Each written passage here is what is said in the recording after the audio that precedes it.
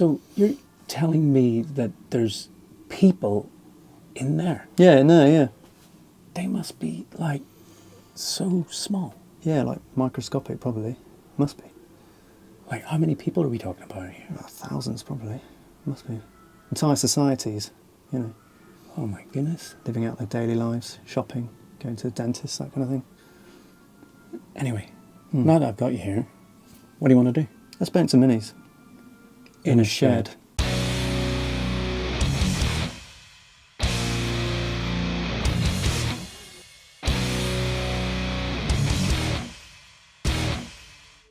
Today on the menu we have some Nazgul.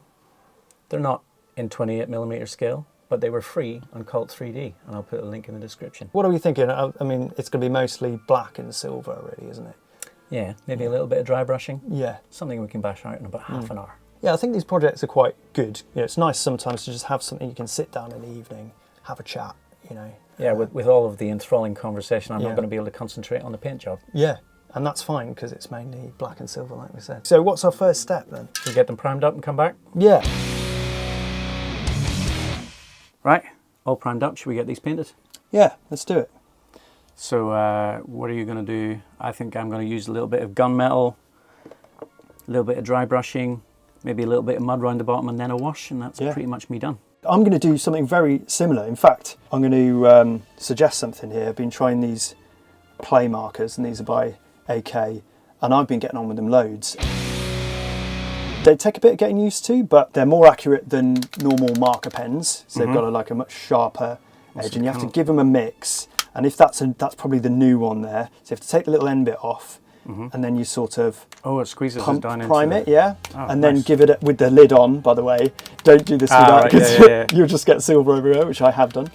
Yeah, yeah, and you'll see it like. Do you mind if I borrow this in? I yeah, might try, go because for I've it. never done it before. Yeah, I thought I'd bring it for you to give it a go. I've been loving them, man. They're great for stuff like this. I think I saw Lockie do this. Yeah, I nicked it. Sorry, Lucky, I nicked it straight from you. Yeah, your best friend. Yeah. Besties. Yeah. He's still yet to get back to me on moving in, but I just need his postcode. But for some reason he won't share it with me. So it's weird, that, isn't it? So this is straight on to anything metal, and that's right. Yeah, just give it a go. They're black already, so yeah. Kind of want to see if you find it as satisfying as I do. My hand's a bit shaky here. This is perfect. My hands are always shaky, but they're quite good for that because you don't have to be as accurate, this is just as good as the paintbrush. That's so much easier. Yeah, it's nice, isn't it? Love it. What's your first hobby memory of getting into the hobby? Well, it's been many years actually, just before COVID, since I did the hobby. I had a friend, Davy Hoy, who was into these little miniature World War II kind of soldiers. Yeah. And I mean, he never really gamed with them, but he just collected them and painted them. Yeah. And I made him a piece of terrain, and it was the worst piece of terrain that you would ever could ever possibly imagine. But that was the first time I ever did the hobby. And then for years and years, I was just making stuff. It wasn't really hobby related. I've always, I did art as an A level. I was into painting, drawing, making models, dioramas, that kind of thing. Was never really into the gaming side of things until the dreaded C word hit a few years ago. And basically we had everyone stuck inside their houses. And then, because I was watching YouTube, and I think hobby YouTube kind of exploded, and I came across, I was looking for Lord of the Rings hobby-related content, and I came across Benji's Hobbies, and I saw him using the Games Workshop stuff, and I was like, yeah. Now, those were brilliant for the dioramas. I was instantly right, I've got to get into that. Weirdly, when I was a kid, I did see the MASBG magazines sitting on the shelf at the shop, and I just never bought it. I always thought, that's really, really cool, but I never got into the hobby when I was young. So yeah, you can blame Benji from Benji's Hobbies for actually getting me into the nerdy MASBG side of the hobby. You know what I mean? I've got some Necromancer's Cloak here that I'm going to be dry brushing on. I might lighten it up if I want to, but I think it's actually going to be perfect. So a little dollop on the old wet palette. Perfect. I think it's better to start dark, isn't it? And then if you want to go... Yeah, you can bring it up. But I mean, with these guys, to be honest, I think a little bit of this and be easy peasy. A little bit of dry brushing of the Necromancer's cloak, and then a little bit of dry brushing around the bottom with some brown.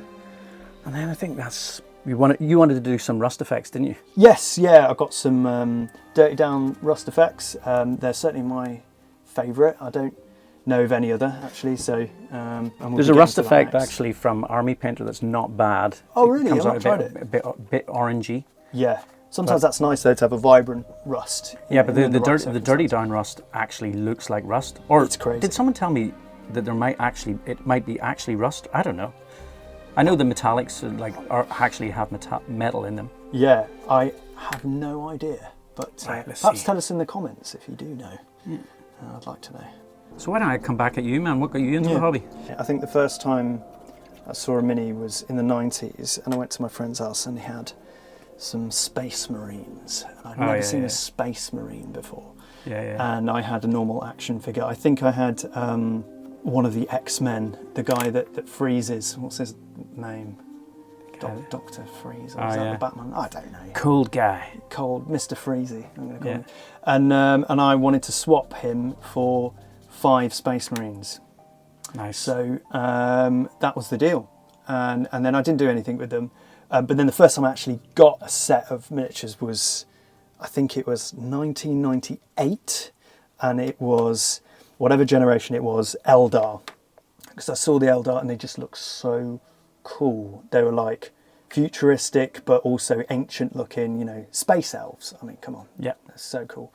And I used to love, most of all, because I couldn't paint, they were terrible, but I used to love reading the codexes, the stories, like they're just, you know, I loved, especially with the Eldar, the craft worlds, you know, these floating mega cities that were ancient and their entire civilization had essentially died out, but these were the remnants of a long dead society, and the fact that they followed particular paths, so they'd follow particular disciplines so they wouldn't lose themselves to just basically partying too much and having a good time. And I just loved that story. I thought it was really good. And then in the early noughties, I got into MESPG, or just Lord of the Rings strategy, which is way better. Yeah, better name. Come on. I always get the new name wrong, but and you know, that was the perfect time for it to hit, and I was obsessed with it. Again, not very good at painting or anything like that, and I'd never really played the game. I think I made, like I say, you know, some sort of terrible diorama in my room and just set them all up, you know, and then I had, like, I think it was probably about 15 years before I touched a Mini again. That's when I started watching YouTube, and you know, my earliest kind of, I can't remember. YouTube has a lot to answer for. Yeah, it does. And there was just such great talent there, and I learnt a lot of stuff from those channels, including your channel. Like, I think the first one I saw of you, you were using the PIR phone. Oh yeah, the like, good old I've got PIR. some of that. I can use that, and that was great. You know, all you need is a knife, and I'm like, oh, brilliant. You know, and that for me was a game changer, because I thought, oh, I'm going to make it like a really big board. And the first one I made based on that was a big winter, like a sort of somewhere between Helm's Deep and like a dwarven mine. And I've still got that, and I can't do anything with it because it's massive. Yeah, this is the problem with building terrain, is where do you put it? Yeah, like where do you put those massive ones? Like, I mean, mine's all over the place now. It's in people's garages, all sorts of places. Yeah. I actually have a neighbour across the street who has let me use a corner of his garage, and it's just that's good in there. Yeah, and I think it's like my 90s and early noughties Warhammer is in someone's attic, I think. Mm-hmm. I think I left it there in 2004, and I just wonder sometimes, is it still there, or like at a car boot sale? And this just goes to show that the hobby is actually the making and the doing of it. Because like once you've made this piece, like I've got this here, but this isn't going to sit here for a long time, because I'm going to make something new, and then I'm going to have to put this away, and it'll become an ancient memory. Yeah. You know, it's the making of the process that I love, like, and then give it away, or absolutely. And I'd stick say it in a hobby shop somewhere. Appropriate for an ancient ruin. Exactly. You know, gathering dust somewhere. Yeah. So, and I've just realised I haven't done any dry brushing at all. We have finished the swords and we've done our dry brushing. Yeah. Starting to look pretty cool, Yeah. but they're looking a bit too pristine for my liking, so we're going to be adding some mud around the bottom of the coats, which is pretty easy. The reason we're doing this video is actually a practice run for something very, very cool, which is tomorrow, Mr. Kieran Shaw, as in the Kieran Shaw from The Lord of the Rings, is coming here to this shed. I'm excited. Maybe a bit like, as soon as you said his name, I started to feel a bit nervous. Maybe I'll get a bit starstruck. I don't usually get starstruck, but it's a bit different though. I've never met somebody who's actually been in The Lord of the Rings. Like, I mean, and not just The Lord of the Rings, he's been in the Narnia films, he's been in Star Wars. He's actually been in the original Superman as a stunt double, scale double for Chris Reeves as well. Yeah. It's like Indiana Jones as well, I think. Yeah, Is that right? Yeah. So, like, what a dude! Like, just the stuff he's done, it's absolutely crazy. Yeah. So for anyone like who doesn't actually recognise the name Kieran Shaw, he is the scale double for Frodo Baggins in all of the Lord of the Rings movies, but actually he was the only stunt double that actually stood in for all of the hobbits in the movies. So like anything that was involving an actual stunt or having to do something dangerous, he was the main guy. So like absolute legend. And he's actually going to come here. Right, I'm going to do some dry brushing. Yeah. So yeah, this video is serving as a fun project for me and Hayden. But also we are preparing tonight, we're preparing the shed, getting the shots set up. And tomorrow morning, Kieran will arrive and hopefully we're going to have a wonderful day of crafting and chatting about all things Lord of the Rings and what it's like being a scale model in the movie industry. Yeah. It's pretty phenomenal, right? Have you got anything that you're particularly interested to find out? But I guess I want to know what the most dangerous thing is. For sure, yeah. I'd love to know that. How about you? I've watched the behind the scenes of the Lord of the Rings maybe as many times as I've actually watched the movies. That's where I actually got a lot of my interest in doing modeling and stuff like that. You know, a lot of the techniques are the same and I've learned a lot from watching those films. But yeah, there's just different things like how he got on with the other actors. Yeah, what's the most dangerous stuff, but also like there's scenes in there where he's doing like sword fighting and I mean, there's just so many things we can ask him. I mean, we won't be able to ask him absolutely everything, but it's going to be, I mean, it's just going to be really cool to hang out with the guy, right? Also, what I'm interested in is things like, did he get to keep props from the films? And I actually already know that he did, but he unfortunately won't be bringing any with him because he's got them all in glass cabinets in his home. But he's taken some exclusive photographs of those, which we'll be featuring in the video. Yeah, and it's just going to be a lot of fun hanging out. And who knows, maybe we'll even do a skit or something. We'll see if that happens. Yeah, I think we're going to have to do that. If he's up for it, of course. Is that looking sufficiently... Yeah, that is mucky, mate. Mucky. Yeah, mucky. Is mine mucky? Mine's not mucky enough. I need to make that proper mucky. Should we do a wash? Yeah, let's do washes. So should we just... how would you go about doing this? I mean... Well, there's many ways to do this. Well, there's not many ways. There's about 3 or 4 different ways. I just wanted to make it sound more interesting than it actually was. But well, you succeeded. I was intrigued for a second. Were you? Yeah. Always works. So grim black? Yeah, grim black but watered down is quite cool. All right, so we might need a little container and some sort of... Maybe some thinner. Thinners, I find, is a bit better if you've got airbrush thinner.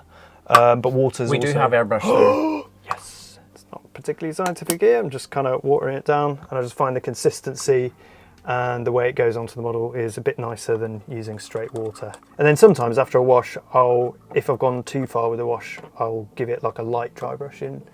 That's what I was thinking. I was like briefly there, I was looking at the dry brushing in mine and going like, this wash is just going to knock that back a bit too much. So might do some white highlights at the end. Yeah.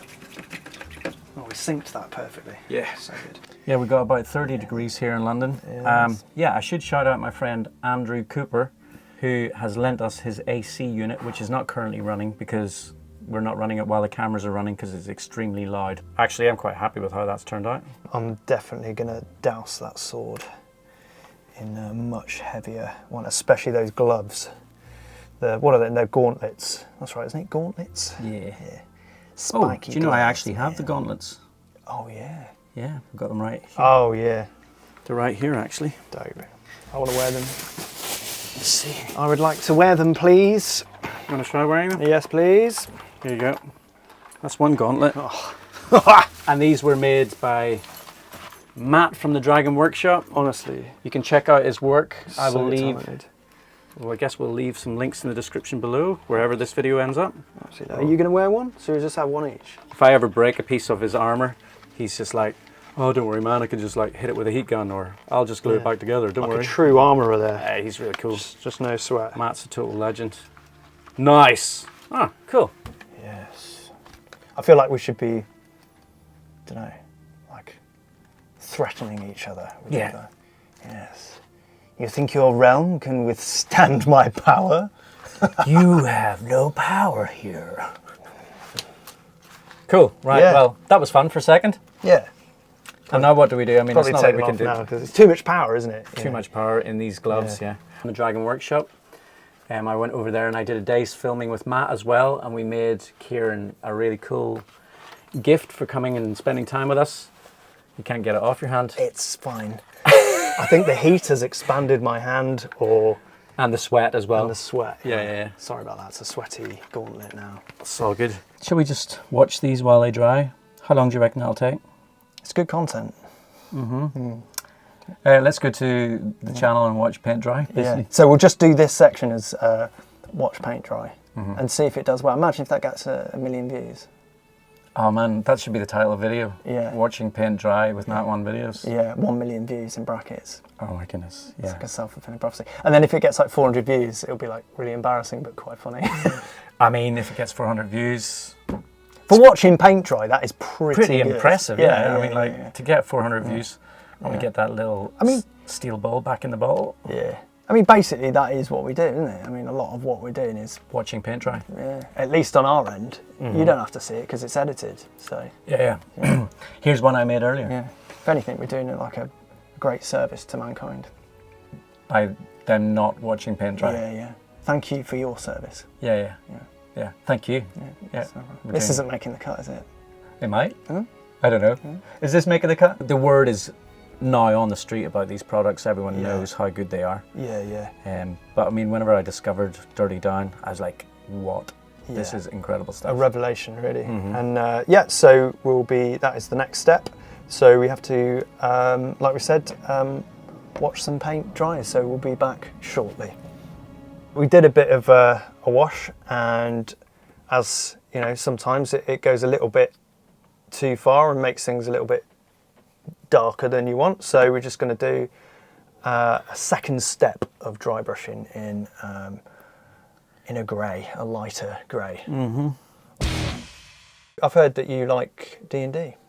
I do like a bit of D&D. It's very true, yeah. My wife, Lucy, is an amazing DM. She was actually the one who got me into D&D. Right. Oh, that's really cool. So during like the whole COVID period, she was playing these online games, and I was like literally going, what a nerd.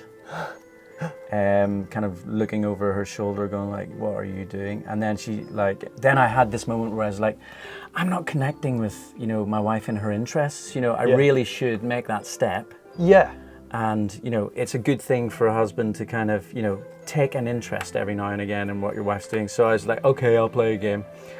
And it was so fun. I absolutely loved it, mate. And then then it was just like, okay, so I can put all of these diorama skills into good use. And super cool. I did that a little bit with the kids when they were younger, and they really enjoyed that. And Harry took that up and sort of made a Pokemon version of it, which that's is so cool, really good. And he's a great DM.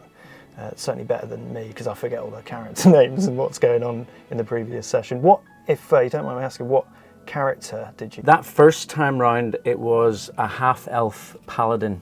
I knew you were going to say paladin. Yeah. That just makes sense Yeah, for you. I don't know why. I just. Well, I mean, actually the majority of the characters that I've ever played since then have been dwarfs, and actually, yeah. I kind of, you know, people go into a lot of detail how they do their character sheets and whatnot, and I was just like, oh, this is getting so in depth. I just want to go out there and bash stuff. Yeah. So I ended up being a dwarf barbarian called Brawling, because he's brawling. He'll always be brawling. He's always been brawling, and it's also kind of similar to Balin and Dwellin and all that. Brawling. Dwarf name. Dwarf name. Mate, that's the thing about D&D. Like whatever you want to be and do in the game, that's 100%.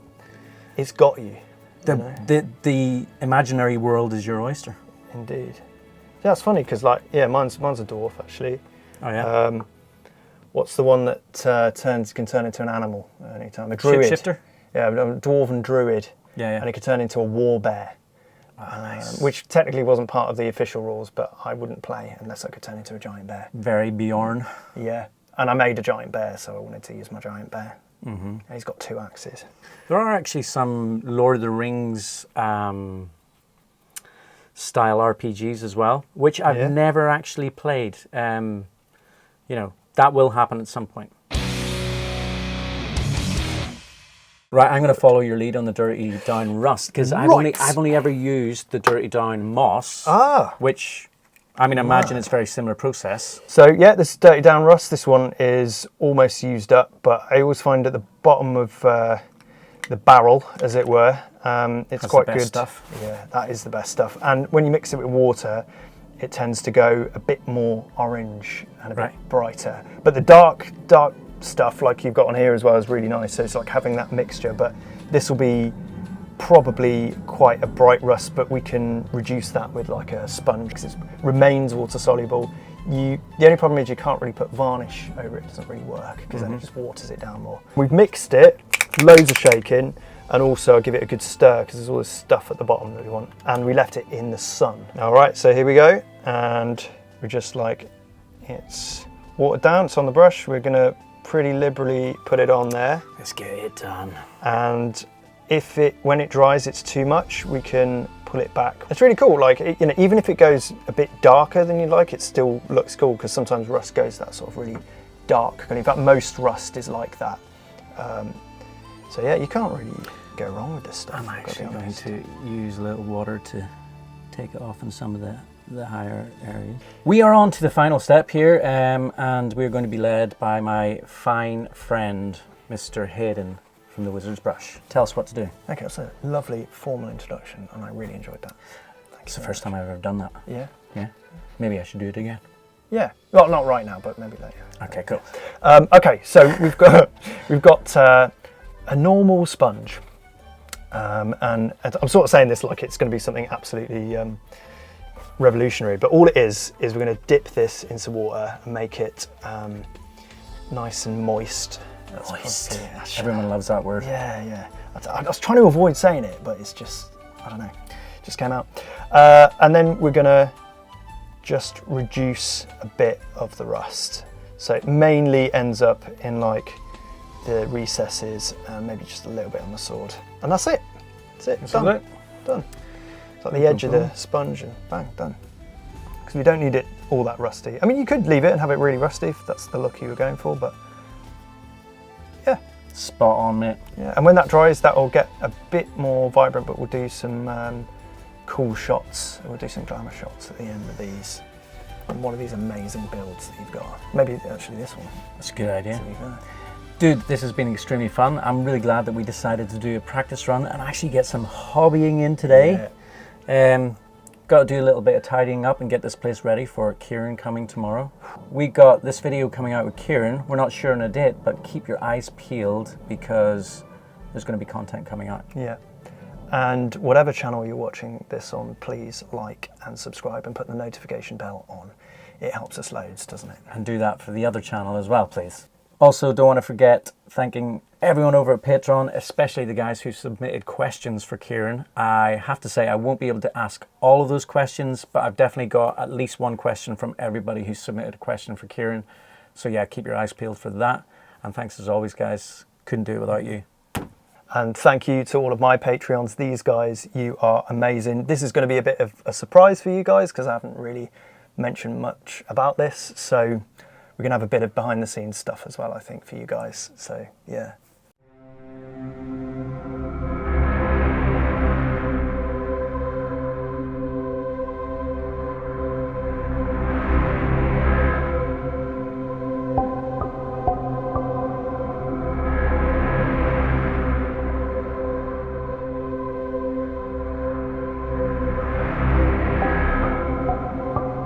Yeah. Do you reckon they're still in there? Yeah, I think so. I think there's no way to really know for sure. Well, okay. Well, anyway, we've been us, and you've been you, and we've been painting miniatures in a shed.